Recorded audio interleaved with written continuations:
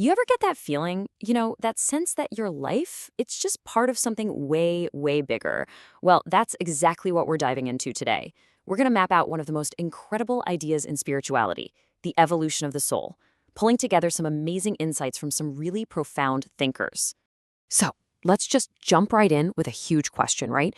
Is your life just this one-off thing? A random series of events? Or is it maybe just one chapter in a much, much bigger story? The ideas we're exploring today, they really point to that second option, that your life is a single, meaningful step on this incredible path of growth. Okay, so if we're going on a journey, we've got to get to know the traveler, right? Let's start right there.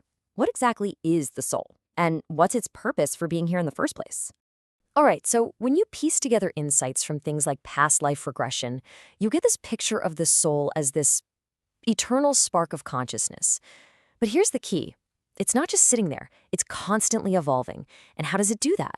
Well, the main way is by jumping into physical lives, just like ours, to learn specific lessons and, raise its own awareness. And what's fascinating is that different spiritual teachers look at this journey through slightly different lenses. You've got Michael Newton, who sees it almost like a structured school, mastering lessons over many lifetimes. Then there's Paramahansa Yogananda, who saw it more as a journey of remembering our own divine nature.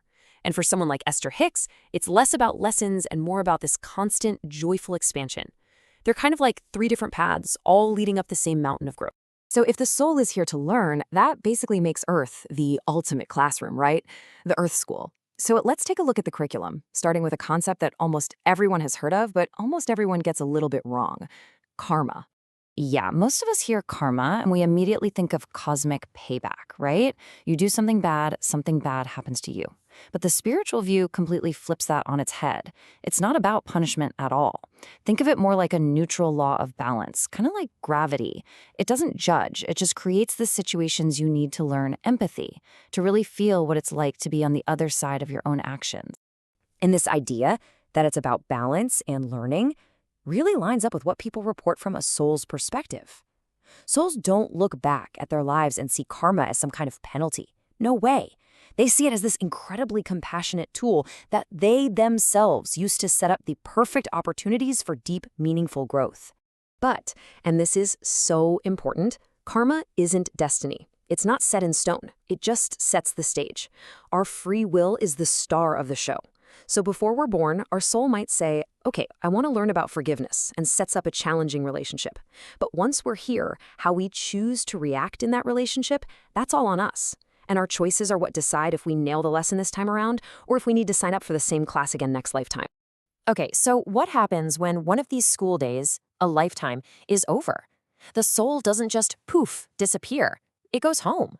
From what we can gather, the transition after we pass on is actually a peaceful return to a spiritual realm. And this isn't about some final judgment day, it's a homecoming, a time for the soul to rest, to heal from the intensity of being physical, and just reflect on everything before planning what's next. And believe it or not, this whole process seems to be incredibly organized. First, there's a healing phase, just pure rest and recovery. Then comes what's called the life review. This is where the soul, with its guides, looks back at the life it just lived, but with total compassion. No judgment, just understanding. And after that, the soul actually starts planning its next life.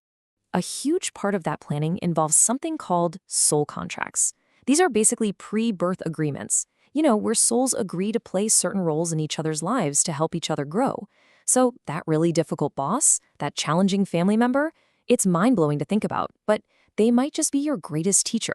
A soul who loves you so much, they agreed to play a tough role just for your mutual evolution. So, after countless lifetimes of learning, healing, planning, and coming back for more, where is all this actually heading? What's the final frontier? What's the ultimate goal of this truly epic journey? While the word for it is often ascension, think of it as graduation day from the Earth School. It's that point where a soul has balanced all its karma, it's mastered the lessons it set out to learn, and there's just no longer a need to reincarnate physically. The curriculum is complete. But hold on, is that the absolute end of the story? This is where things get really interesting because the perspectives diverge a little. For some, like Newton and Yogananda, it's about a final reunion with the divine source. The journey is complete. But for others, like Abraham Hicks, there is no final destination. Ascension is just the beginning of a new phase of continuous, joyful expansion and creation, forever and ever.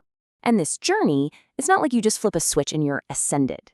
It's a gradual climb, kind of like moving through different grades in school.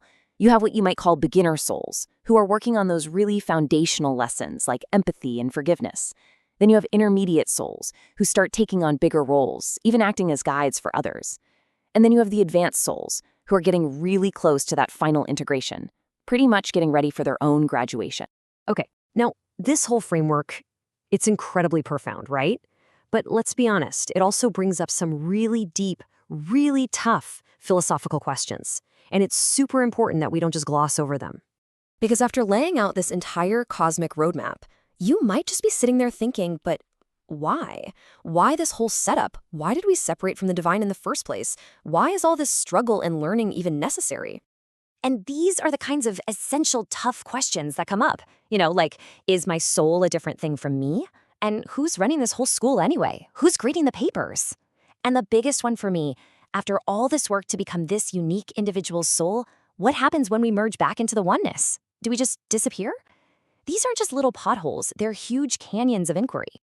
And look, these aren't criticisms of the model. They are absolutely vital questions.